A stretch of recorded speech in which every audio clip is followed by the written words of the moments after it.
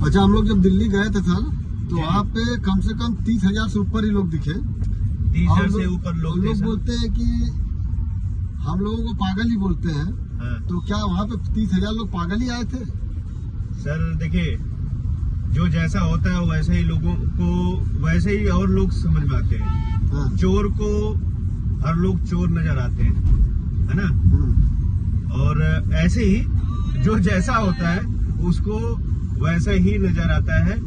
तो बाकी next year से देखेंगे सर, उस इंडोर स्टेडियम में हमारा एनिवर्सरी हो ही नहीं पाएगा, नहीं हो क्योंकि पाएगा। जनसंख्या इसमें हमारी आरसीएम में संख्या बढ़ जाएगी डिस्ट्रीब्यूटरों की, है ना।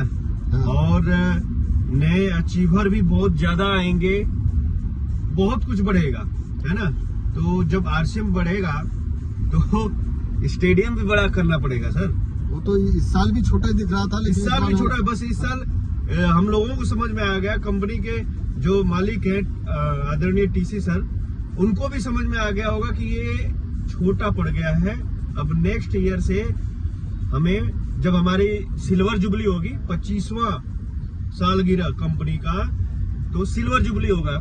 और सिल्वर जुबली में सर उसमें नहीं काम चलेगा। सिल्वर जुबली के लिए बड़ा स्टेडियम चाहिए, जो जैसे कि क्रिकेट का स्टेडियम होता है ना, बड़े बड़े स्टेडियम, वैसा स्टेडियम में हमारा एनिवर्सरी प्रोग्राम होगा। और जो नेक्स्ट ईयर हमारा होने वाला है सिल्वर जुबली, क्योंकि इसमें देखिए ना, अगले साल जो आप रॉयल्टी अभी देखे ना, अरे वहाँ पर तो भीड़ों का भीड़, स्टेज छोटा पड़ गया। हाँ, तो अब रॉयल्टी की संख्या और बढ़ेगी, टेक्निकल की संख्या बढ़ेगी, और भी बड़े बड़े जितने भी अचीवमेंट आएंगे ना सर, सबकी संख्या बढ़नी है। तो इसलिए अब स्टेडियम पड़ गया है छोटा, और इससे भी बड़ा स्टेडियम में होने वाला है नेक्स्ट ईयर। सिल्वर जुबली हमारा बड़े स्टेडियम में होगा, किसी न किसी आउटडोर स्टेडियम में। अब हमें काम करना है सर, लोगों को बकवास में नहीं पड़ना है। लोगों को तो पता नहीं डायरेक्ट सेलिंग की कीमत क्या है।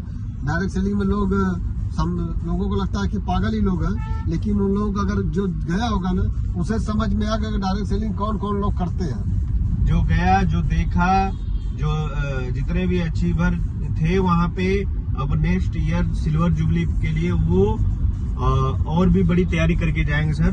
और जैसे हम लोग, अब मान लीजिए आप अपनी टीम से जितने भी लोगों को लेके गए थे, मान लीजिए मैं 50 लोगों को लेके गया, तो मैं नेक्स्ट ईयर 500 लोगों की तैयारी करूंगा।